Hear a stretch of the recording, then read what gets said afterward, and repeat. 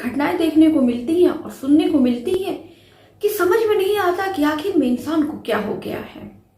ऐसे जो मैं आपके सामने घटना लेकर आई हूँ, जिसे सुनने के बाद आपको यकीन नहीं होगा और आप भी सोचने पे मजबूर हो जाएंगे और बहुत ज्यादा आपको शर्मिंदगी महसूस होगी कि आखिर में जो हमारा समाज है उसको क्या हो गया है और वो किस दिशा में जा रहा है। ऐसे ही इस 60 वर्ष की जिसकी उम्र हो जाती है, जिसके नाती पोता है और उसके बच्चों की भी शादी हो जाती है और वो नाती पोती वाला होता है और उसको इस उम्र में एक बुढ़ी से इश्क हो जाता है।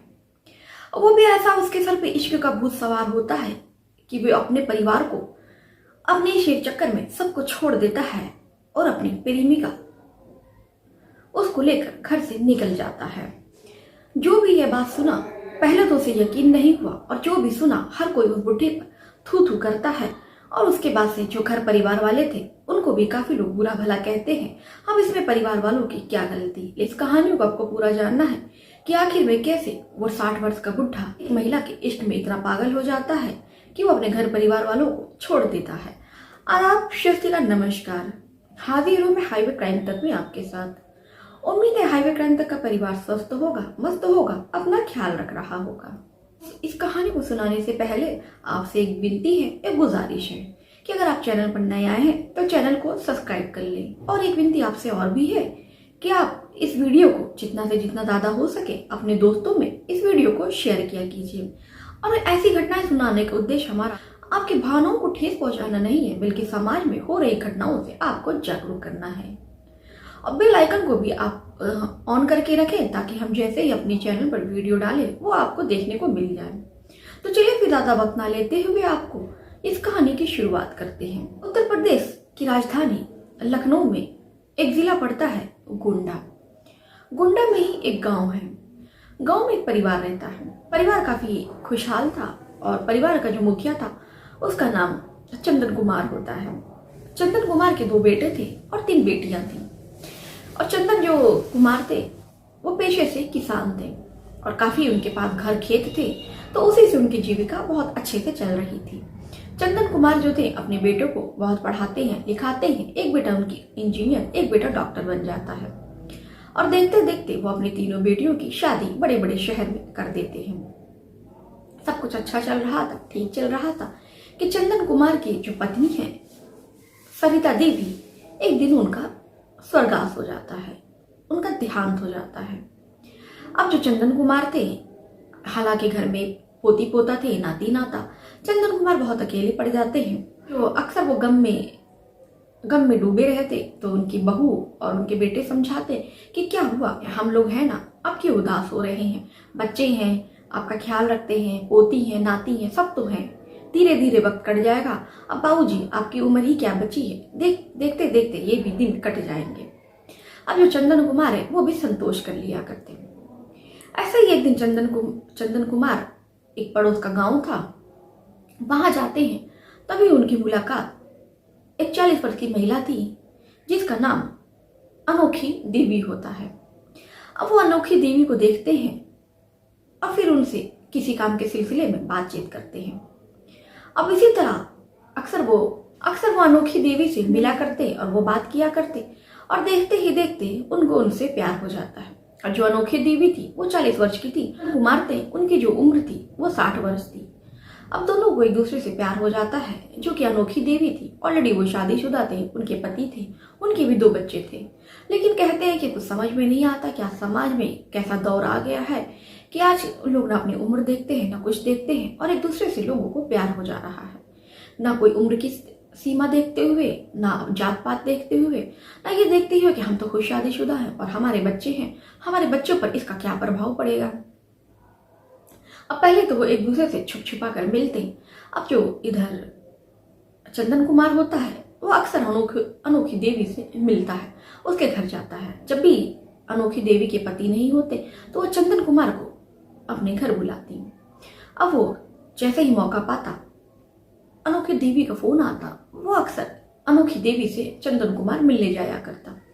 ऐसे जो अनोखी देवी के बच्चे हैं वो बार बार देखते हैं बूढ़े दादा हमारे घर पे आते हैं, तो उनको समझ में नहीं आता है और वो भी परेशान थे कि जैसे ही बूढ़े दादा हमारे घर पे आते हैं मम्मी दरवाजा कोठरी का दरवाजा बंद कर लेती हैं और घंटों घंटों फिर घर से कमरे से बाहर नहीं निकलती हैं। अब ऐसे ये बात उनको समझ में नहीं आती है और ऐसे ही जो अनोखी देवी के बच्चे होते एक दिन ऐसे ही अपने पिताजी से कहते हैं कि पिताजी जब आप घर में नहीं रहते हैं तो एक दादाजी आते हैं और मम्मी उनको कोठरी में लेके जाती हैं और काफी घंटों घंटों बैठकर उनसे बातें करती हैं और 4-5-6 घंटा मम्मी कमरे से बाहर नहीं निकलती हैं। अब पहले तो वो जो अनोखी देवी के पति थे उनको यकीन नहीं हो सकता है कि कोई बूढ़े व्यक्ति कभी कभार आ जाया करते होंगे और बच्चे उनको समझ में नहीं आता होगा। ऐसा ही फिर कई बार जो उनके बच्चे हैं यही रटुआ लगाते, तो एक दिन किसी काम के सिलसिले में बाहर जाता है, फिर तभी उसको याद आती है अपने बच्चों की बात। तो फिर उसके मन में पता नहीं क्या चल रहा था कि फिर वो काम छोड़कर वो अपने घर आ जाता है और घर आता है तो फिर देखता है जो उसकी पत्नी है, उसकी पत्नी का कमरा बंद है और पत्नी के कमरे से जोर जोर से किसी के हंसने की आवाज आ रही है। अब वो बाहर खड़े होकर काफी देर तक सुनता है, तभी वो कुछ ऐसी बातें सुनता है जिसे सुनने के बाद उसके होश उड़ जाते हैं। और फिर उसके बाद से जब दोनों को रंगे हाथ पकड़ लेता है, उसकी पत्नी थी उसको काफी समझाता है कि तुम ये सब क्या कर रही हो और काफी अपनी पत्नी पे गुस्सा होता है कि मुझे तुमसे उम्मीद नहीं थी, चलो कम से कम तुम उस बुढ़े की उम्र तो देखती, तुम्हें कोई और इश्क मोहब्बत करने के लिए नहीं मिला, तुम्हें एक बूढ़ा आदमी ही इश्क करने के लिए मिला। अगर कोई सुनेगा तो क्या कहेगा, तुम तो मेरी नजर से गिर ही गई। तो अक्सर मुझसे कहा करते थे कि मम्मी किसी से मिलती हैं और वो बूढ़े दादा घर पे आते हैं तो मम्मी उनसे कोठरी में ले जाकर कमरा बंद कर लेती हैं और काफी देर के बाद ही निकलती हैं, 4-5 घंटे के बाद ही। फिर दोनों में काफी बहस होती है और उसके बाद से जो उसका पति था वो गुस्सा होकर घर छोड़कर चला जाता है। अब अनोखी देवी थी, वो अपनी गलती मानने के बजाय, उस पर शर्मिंदा होने के बजाय, पछतावा करने के बजाय, अनोखी देवी फिर सोचती है कि हमारा पति हमसे गुस्सा हो गया, अब हम क्या करें। वो अपने बच्चों को छोड़ देती है और ना आओ देखती ना ताओ देखती है। वो चंदन कुमार को फोन करती है और उससे कहती है कि देखो हमारे पति को सब कुछ पता चल चुका है और हमारे पति जो है वो घर छोड़कर गुस्से से चले गए हैं, अब यही हमें मौका है कि हम तुम्हारे साथ क्यों ना चलो भाग चले। इधर जो अनोखी देवी थी बच्चों का मुंह भी नहीं देखती है और वो बच्चों को छोड़कर उस बुढ़े के साथ भाग जाती है। अब फिर जब अनोखी देवी बहुत देर से घर पर नहीं रहती है तो बच्चे काफी परेशान हो जाते हैं। बच्चे अपने पापा को कॉल करते हैं कि मम्मी बहुत देर से सुबह से लेकर शाम हो गई, मम्मी का कुछ पता नहीं चल रहा है कि मम्मी कहाँ गई। अब जो अनोखी देवी के पति थे वो कहीं ना कहीं समझ चुके थे कि हो सकता है कि अनोखी देवी उस बुढ़े के साथ भाग गई है। अब ऐसे में वो पड़ोस में ही उस बुढ़े का घर था, चंदन कुमार का, तो उसके घर पे वो जाते हैं और पूरा हाल बताते हैं और पूछते हैं कि चंदन कुमार कहाँ है। तो वो भी कहते हैं कि चंदन कुमार तो सुबह से कहीं दिख नहीं रहे हैं। फिर जो उनके बेटी हैं और बहू है उनको फोन लगाने की कोशिश करते हैं लेकिन उनका फोन नहीं लगता है। जब ये बात उनके घर वालों को, चंदन कुमार के बहू, पोती पोता, नाती नातिन और उनकी बेटी को पता चलती है तो सबके पैरों के तले जमीन खिसक जाती है कि ये बुढ़ऊ इतनी सी उम्र में उनको इश्कबाजी सूझी है, मरने की खुद वो कगार पे है, 60 वर्ष की उम्र हो गई है, उनको टीबी की बीमारी है, दिन भर खासा करते हैं और इस उम्र में उनको इश्क हो चला है, वो भी 40 वर्ष की महिला के साथ। चलो बुढ़े का दिमाग तो सनक गया था, बस ये 40 वर्ष की महिला को क्या हुआ कि 60 वर्ष के बुढ़े में उसको ऐसा क्या दिख गया कि वो इसके पीछे पागल हो गई और अपना घर परिवार छोड़ के वो इस बुढ़े के साथ भाग जाती है। तो फिर क्या था, धीरे धीरे ये बात पूरे गांव में आग की तरह फैल जाती है और जो भी ये बात सुनता उस औरत के साथ साथ इन दोनों के परिवार वालों को भी काफी बुरा भला कहता।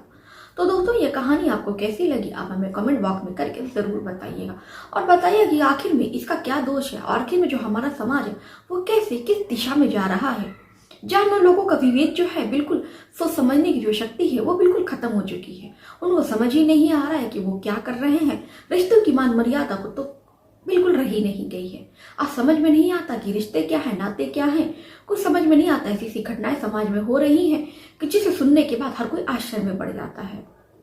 तो दोस्तों अगर आपने अभी हमारे चैनल को सब्सक्राइब नहीं किया है तो हमारे चैनल को सब्सक्राइब करें। आप जान रहे हैं हाईवे क्राइम तक का जो परिवार है अभी नया है, तो आपके प्यार के और सपोर्ट की बहुत ज्यादा जरूरत है।